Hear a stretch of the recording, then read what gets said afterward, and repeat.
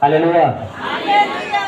योना भविष्यवक्ता एक परमेश्वर का दास था, एक नबी था, और परमेश्वर जो उसे कहता था वो योना उस बात को करता था, और एक बार भी अपनी बातों से मुकरा नहीं। हालेलुया। वो ऐसा परमेश्वर का दास था, जैसे अब्राहम था, जो परमेश्वर कह देता था अब्राहम उस पे वो करने के लिए तैयार हो जाता था। वैसे ही वो योना जो था, लेकिन वो भटक गया। Hallelujah, hallelujah.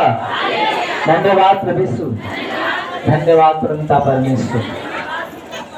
आइए हम आज सारे लोग उस वचन को हम लोग पढ़ेंगे, योना की पुस्तक जो योना भविष्यवक्ता है, पुराने नियम में है। और वहां पे योना कहाँ भाग के जा रहा था? माँ के घर में रचा गया था, तभी से मेरा ध्यान तुम्हारे ऊपर था, मैंने चित्त लगाया था तुम्हें। हालेलुया। इसलिए हम परमेश्वर से भाग कर कहीं जा नहीं सकते। आसमान पे भी जाएंगे वहां पे भी है, पाताल में रहेंगे वहां पे भी है, हर जगह परमेश्वर की मौजूदगी है। इसलिए हम उससे दूर भाग कर कहीं जा नहीं सकते। अब भागेंगे भी वो भागने देने वाला नहीं। Hallelujah, hallelujah, hallelujah. जैसे कि मैं जब बीमारी में था, मेरी गवाही दी हुई मुझे बहुत दिन हो गया। आज मैं अपनी गवाही आपको सुना रहा हूँ, उसके बाद हम आपको बताएंगे। जब मैं प्रभु यीशु मसीह को नहीं जानता था, तो हम भी यही कहते थे कि यीशु मसीह कौन है। मैं नहीं मानता था, और मेरे घर के लोग भी मानते थे। और जो भी यीशु मसीह के बारे में लोग बोलते थे, तो हम लोग किसी दूसरे दुनिया में थे, नहीं मानते थे इस चीज को। और न मानने का कारण था कि 4 साल बीमार होकर बैठना पड़ा। हालेलुया। न मानने के कारण क्या हुआ?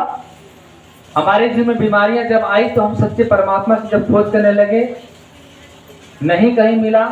लास्ट में जिस परमेश्वर ने हमें माँ के घर में बनाया, जब मैं उसके पास गया, तो उसने मुझे मरते मरते बचा लिया।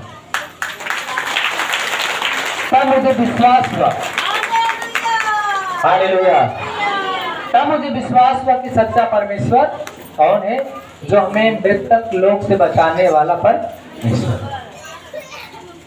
जब मुझे जीवन दिया परमेश्वर ने, नया जीवन दिया, तो उसी दिन, जिस दिन परमेश्वर के भवन में मैंने कदम रखा, जिस दिन मैंने परमेश्वर के भवन में कदम रखा, उसी दिन से मैंने कहा, हे प्रभु, मैंने 4 साल बहुत ठोकरें खाया है, बहुत जगह मैंने दुआएं अर्चनाएं करने के लिए, बहुत जगह जिन्होंने बताया, मैं कोई ऐसा स्थान नहीं बचा जहां पे न गया हो।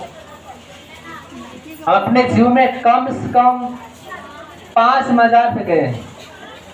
आप देखोगे बीरीबारी में, यहाँ पे एक मजार है बीरीबारी में, रोड के किनारे, वहां पे गए हैं। सादात मजार पे जो मेला लगाते हैं, वहां पे भी गए हैं।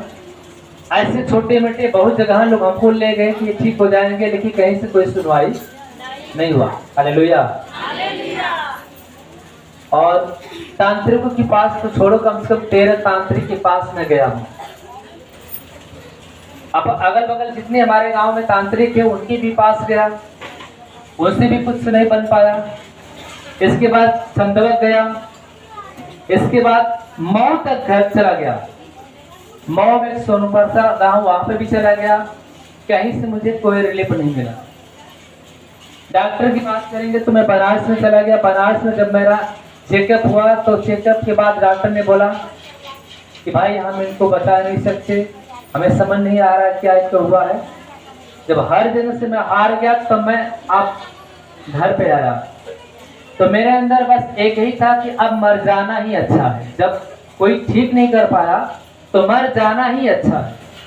अपने आप को, अपने प्राण को देने के लिए कई बार मैंने अपनी कोशिश किया, लेकिन प्रभु ने मुझे मरने नहीं दिया, बल्कि मरते मरते बचा के ही खड़ा कर दिया।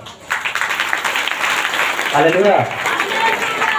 जब आदमी दुख तकलीफ बीमारी में पड़ता है, तो पहले क्या सोचता है कि अगर ठीक नहीं होए तो मर जाना ही अच्छा।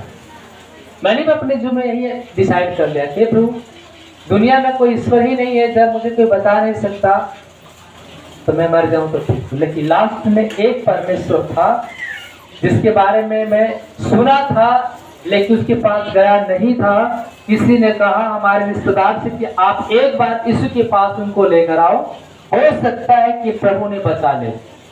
और जब वहां पे गए और उसी जब मैं कदम रखा तो 3 महीना तक लगातार मैं खाली यीशु को परखने में रह गया। यहाँ तो लोग आते हैं तो पहले सोचते हैं कि पहले मुझे क्या कर दे प्रभु, चंगा कर दे, पहले चंगा ही मांगते। लेकिन मैं 3 महीने जब गया तो 3 महीने खाली प्रभु को देखने में ही हमारा समय लग गया कि प्रभु कैसे लोगों को गिराता है, कैसे चंगाई देता है, क्या उसका रीजन है, क्या प्रोसेस है, कैसे हम प्रार्थना करेंगे तो चंगे होंगे। लेकिन 3 महीने तक हमें कुछ भी कोई फायदा नहीं हुआ। इसके बाद मैंने बोला लग रहा है यहाँ से भी कोई कल्याण होने वाला नहीं है। हालेलुया।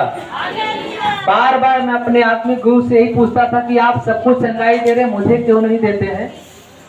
तब उन्होंने कहा कि चंगा करने वाला कौन है पर, मैं कुल प्रार्थना करूंगा, चंगा करने वाला कौन है पर। उसी दिन से जब उन्होंने मुझे कहा कि मैं कुछ भी नहीं कर सकता, अब तुम मेरे पास से जा सकते हो, तब मैंने उसी दिन कसम खाया कि हे प्रभु तू यहाँ पे जितने भाई बहन सबको बीमारी से जब चंगा कर सकता है तो आज के बाद हे राम जी पूरा जीवन पूरी लाइफ में तुझे दे रहा हूँ, चाहे कलेशिया में मर जाऊं सड़ जाऊं, लेकिन अब तुझे छोड़ कहीं जाने वाला नहीं।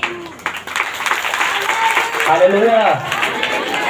जब मैंने इतना प्रभु से कहा कि आज के बाद जो भी मेरी बाकी जो जीवन बचा है प्रभु अगर तू मुझे बचा लेगा तो मैं जिंदगी भर तेरे लोगों की सेवा में करूंगा।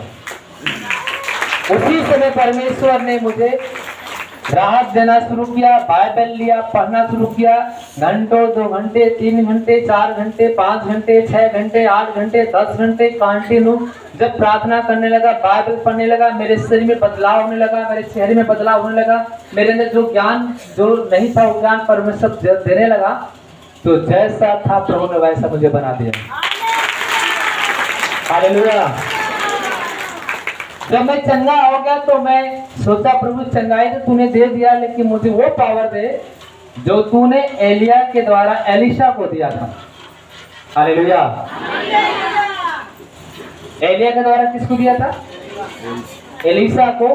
एलिशा ने क्या मांगा था कि हे परमेश्वर के दास, जो तेरे अंदर दुगनी आत्मा हमको चाहिए, वो आत्मा से में कितनी आत्मा चाहिए? दुगनी आत्मा। मैंने मांगा और परमेश्वर ने मुझे वो आत्मा दे दिया। आज उसी आत्मा के द्वारा यहाँ पे लोग चंगाई पाते हैं। हालेलुया। और आज मैं परमेश्वर की महिमा से चंगा हूँ और उसके नाम को बताता हूँ। हर बिगड़े काम बनाने वाला कौन है पर? हालेलुया। जब योना की प्रार्थना प्रभु मछली के पेट में सुनकर उसे बचा सकता है मौत के मुंह से, तो हम आप तो पृथ्वी पे हैं, कहाँ पे हैं? हालेलुया। क्या आपकी प्रार्थना नहीं सुनेगा?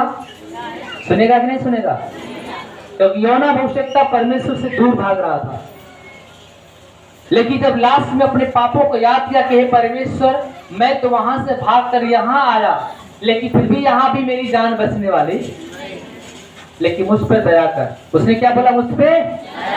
तब परमेश्वर ने समुद्र में उस मछली के पेट में उसकी प्रार्थना को सुना और फिर से परमेश्वर उसको समुद्र से बाहर निकाला, उसका जान बचा लिया परमेश्वर।